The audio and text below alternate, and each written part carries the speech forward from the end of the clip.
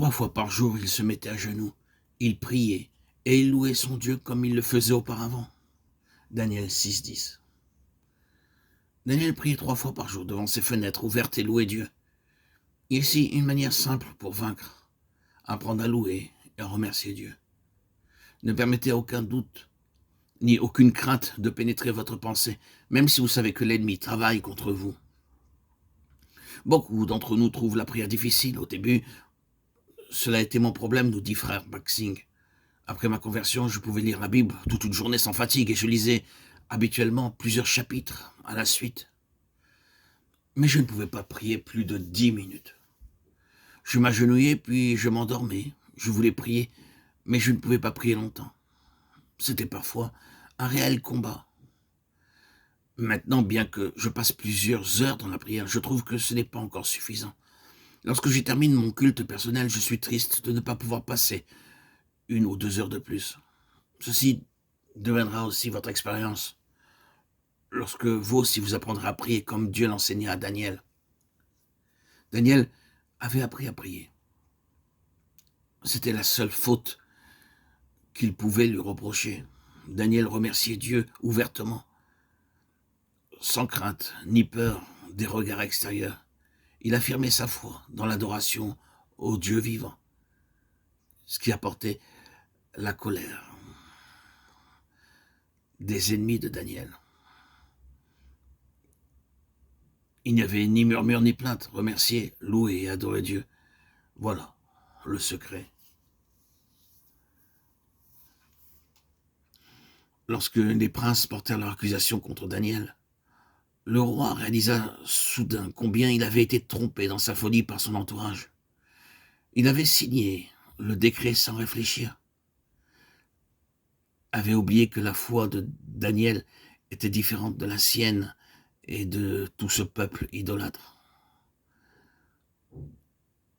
Il ne voulait en aucune situation, aucunement en vouloir à Daniel, mais il s'est laissé aller, trompé par son entourage. C'est ainsi que beaucoup d'officiers, de politiciens ont des difficultés. Ils ne lisent pas assez les documents avant de les signer. Nous ne devrions jamais signer un document avant de l'avoir lu et compris correctement.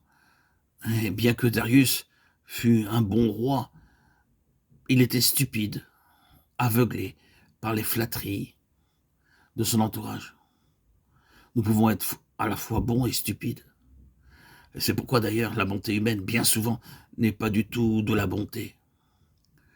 Si nous confions en Dieu, il nous donnera la véritable sagesse et nous préservera des plans méchants que l'entourage de ce bon roi avait à l'esprit. Ce roi Darius était donc impuissant. Il voulut de tout son cœur délivrer Daniel de la fosse au lion, mais tous ses efforts s'effondrèrent. Le décret était signé. Bien qu'il essaya toute la journée, il ne le put. Car lorsqu'il signa le décret, il devint alors prisonnier d'une loi des Médès et des Perses que personne ne pouvait enfreindre. Un décret ne pouvait pas être annulé. Maintenant, il désirait changer ce qu'il avait signé. Mais les princes dirent « Non, non, tu ne peux pas changer les lois de Médès et des Perses.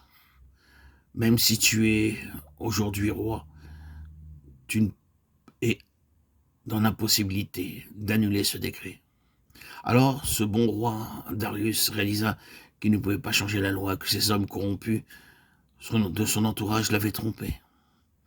Il était donc lié par sa parole et fut contraint d'ordonner que Daniel soit jeté dans la fosse aux lions.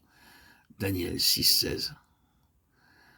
Voyez bien ce qui est écrit dans Proverbes chapitre 11, verset 18.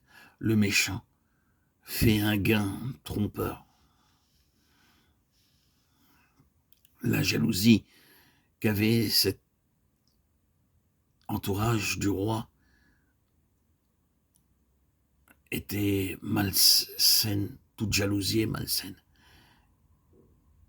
était afin de d'atteindre Daniel.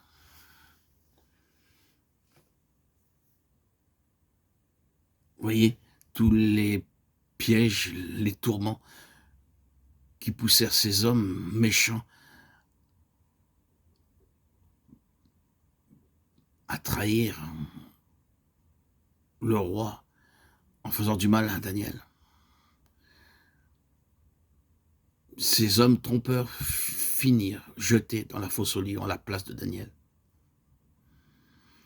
Il nous paraît quelquefois que les gens prospèrent pour un temps et pensent être effectivement en train de prospérer, ne réalisant pas qu'un jour viendra où ils vont être punis pour leur méchanceté.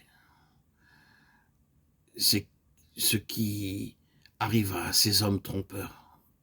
Chapitre 6, versets 21, 22, 23.